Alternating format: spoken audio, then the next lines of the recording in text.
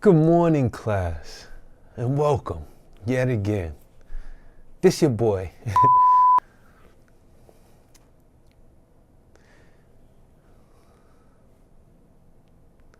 Good morning, class. Make sure you get your notebook and your pens out, because this... Good morning, class. Get your notebooks out and your pens. Today, we're going to talk about the most... Good morning, class, and welcome. Go ahead and get your notebooks out and your pens. Today, we're going to talk about some of the most misunderstood audio-related terms.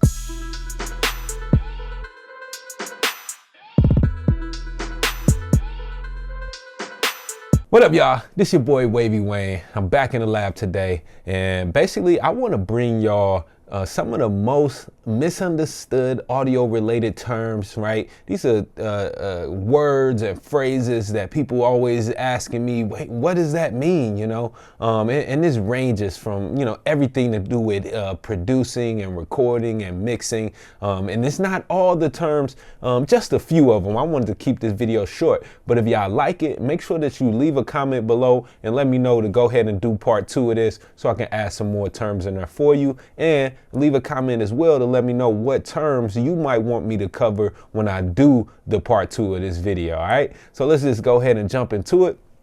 Again, this is going to be some of the most misunderstood audio related terms.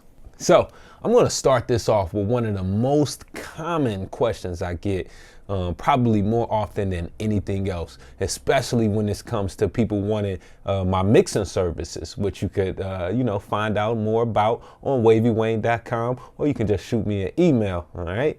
But the term or terms are 2-track and multi-track. All right. A lot of people always ask me that. What's a 2-track? What's a multi-track? What do you mean by that? And how this relates to my mixing services is that, you know, 2-tracks, sessions using a 2-track instrumental often have less tracks. It's going to be less tracks to mix on there. Multi-track sessions, right, with multi-track instrumentals will have more tracks to mix. So that will change the not only the quality of the mix, but how long that mix is going to take, and you know, a few other things, right, and how much it's going to cost ultimately. But let's go ahead and take a look at my Pro Tools session so I can break down to y'all what's the difference between a 2-track and a multi-track. So pretty plainly put, a 2-track is just a stereo recording of the audio. Now, you can have a 2-track of a full song. Most of the time, though, when we're talking about a 2-track, I'm going to be talking about the stereo beat, a stereo instrumental. Now, this could be something that, you know, the producer made and just bounced down and gave to you. We'll talk about that term bounce as well later, right? This could be, you know, just that stereo beat that the producer gave to you in the form of a single WAV file or a single MP3 file, or maybe you downloaded it somewhere, whatever. However you got it, a 2-track simply refers to a stereo audio file. And the reason it's called a 2-track because it has 2 channels of information, a left channel and a right channel, right? Giving you 2 tracks all into one file. Now, if we look at this session and I play this beat, this is an example of a 2-track beat. This is a 2-track instrumental, where we have all of the elements of that instrumental right here in this stereo track or in a 2-track. Now, ultimately, this 2-track could be split between 2 mono tracks, but it's on one stereo track, which covers everything that it needs right there. Okay. Now, on the other hand, the opposite of a 2-track is going to be a multi-track. Multi-track beats basically, or instrumentals, basically means that you have all of the individual tracks for that particular instrumental or beat or for that song, right? And so again, this could refer to an entire song, not just an instrumental or beat. If it's a 2-track, that means it's a stereo file of that song. If it's a multi-track, then that means you have all of the individual elements of that song: kick, snare, vocal, background vocal, violin, whatever you got in that track, you got it all tracked out. That's another word for multi-track. All right, so let's just take a look at a multi-track version of this same beat. So again, this is the beat, the 2-track, and over here in my clips list, over my tracks list though, I just had these tracks hidden. There's the multi-track. So let's go ahead and mute this 2-track, and then I'm gonna unmute the rest of the tracks here. And when we listen to this, you'll hear that it's the same beat. It's the exact same beat. The only difference is, instead of having everything condensed or compiled into this stereo track, what I have is each individual element tracked out, from kicks and snares and so forth. But when I play it, let's go look at the mix window here. You can see how that's just the 808 and that's just the synth, and that's just the hi-hat. So this is a multi-track of that instrumental, and that, again, that changes everything a lot, especially when you come to dealing with mixes. This is going to determine whether I'm just mixing your vocals to an already mixed instrumental, or if I'm mixing everything as one, mixing the music and the vocals as a unit. All right, so that's a 2-track versus multi-track, and that'll be our first term. The next term that we'll talk about is A/B comparison. A/B comparison is when you are comparing one audio signal to another. This could be a processed audio signal to an unprocessed audio signal, or maybe a reference track that you are using and compare it to your mix.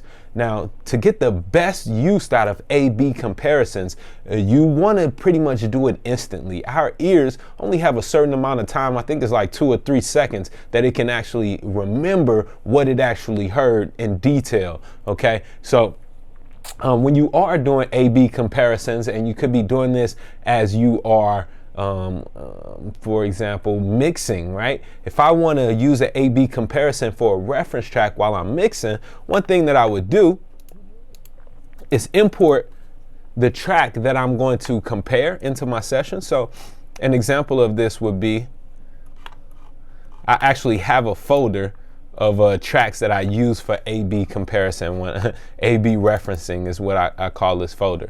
So let's just say I pick a track, and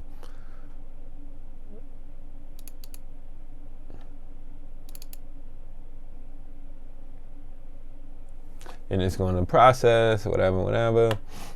Okay. Done. Let's just import that. Okay, and I'm gonna get rid of all these multi-track sessions, tracks again. Cool. So now in my session, I just have 2 tracks. So one way that I could A/B this is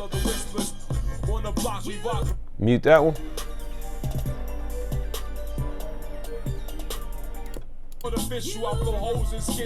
So comparing things like frequency level, width, space, depth, effects that may be used, level of the vocal compared to the snare, that may be something that I use my A/B comparison for during the mixing situation. But again, it's best when going back and forth very quickly. Now, A/B comparison could also happen while I'm using my multiple sets of monitors, right? I can switch easily between my main speakers and my smaller set of monitors very easily, so I can compare what that signal is sounding like coming out of each sound source. So that is basically A/B comparison in a nutshell. You should definitely be doing that while you're mixing. Another way that you could also use A/B comparison is simply like maybe while you're EQing, hitting that bypass button, to see if the changes that you're making in your EQ are actually helping your signal or not. Just bypassing it and unbypassing it. A and B comparison. All right. Now, while we're talking about A/B comparison, let's talk about A to D and D to A. Now, what does that mean? A to D means analog to digital. D to A simply means digital to analog, okay? A to D conversion happens most often in your audio interface, all right? That's one of the primary jobs of the audio interface, is to offer you A to D conversion, analog to digital conversion. The signals that we record with our microphones or that we play in through a keyboard using a TRS cable or XLR cable, whatever kind of connection you have connected to your interface, those are analog signals. Once that analog signal hits that interface, the computer must code that into binary information, you know, a series of ones and zeros that the computer speaks, right? That language the computer speaks. Once the signal is then converted from analog to digital, the computer can then process that information, record it and save it on your hard drives or whatever. Now, when you want to listen back to that signal, you can't listen back to a digital signal. So again, now D to A is happening. Digital to analog conversion is also happening at your interface so that the signal that's coming out of your studio monitors is an analog signal. So again, A to D just simply means analog to digital conversion, right? And D to A means that digital signal now going back to analog so it can be monitored and listened to. Since we're talking about monitors, let's go ahead and talk about different types of monitors that you may find in the studio. Two different distinct classifications of monitors will be active and passive, right? Now this could refer to other things, but we're just gonna stick to monitors for now. Active monitors mean that they have their own power supply. Passive monitors need an external amplifier in order for them to work, okay? Now, how do you tell if your monitors are active or passive? It's pretty simple. If there's a power switch on the monitor, if there's a power cable connected to that monitor, then it's an active monitor. It's doing all the amplification and power that it needs internally in the box, okay? So that's how you can tell, especially if it has like a light on it, then that's a really good indicator that it is an active monitor.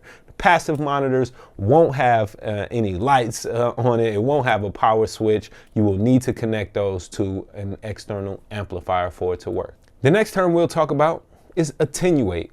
Attenuate is a fancy word used by audio professionals that simply means to truncate a signal. It means to turn something down. It means to lower the level of an audio signal. That's all attenuate means, is that you are in some kind of way lowering the level of that audio signal.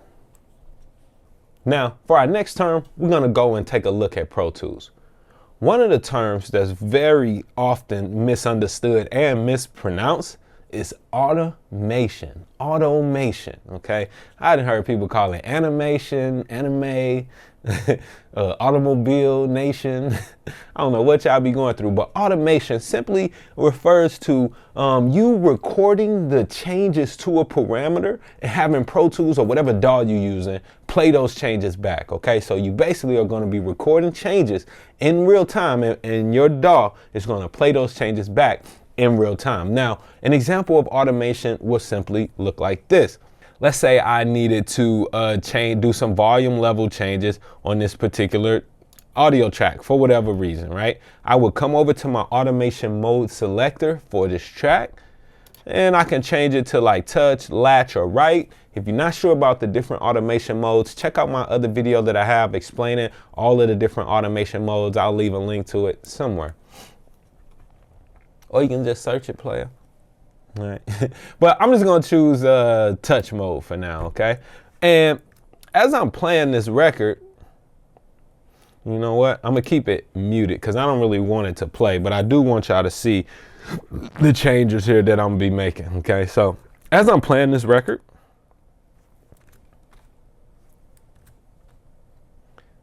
I can actually make changes and adjust. And you know what? Let me use my fader port here. I can change that fader, make changes, and then when I'm done, I stop and hit play. When I play this back, Pro Tools will remember the changes that I made, and it should just go ahead and play those changes back. Now, I'm not sure which DAW you in, but in most DAWs, pretty much every parameter is automatable. That includes level settings, pan settings, that includes track mutes, and every control on a plugin can be fully automated. The next topic we're going to talk about is a click. What's a click? what the hell is a click? Somebody make a click.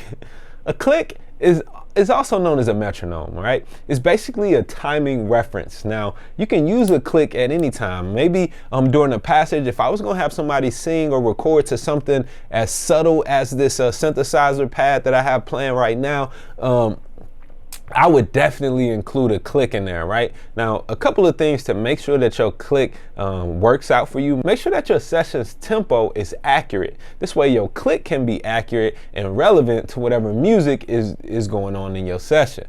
But yeah, it's simply just a timing reference. It simply is a metronome. Now, to create a click track, you simply just go up to the track menu, hit create click track. You can open up your transport window, and let's just show the MIDI controls here. In the transport window, just make sure that the little metronome symbol is turned on, that little button right there. A little shortcut for that is just number 7 on your numeric keypad. But simply, that's the click. You can hear it. That comes in handy in so many situations, especially, again, during passages where there isn't a lot of rhythmic activity. So to keep your artist in time with the music, you may need to go ahead and add a click track.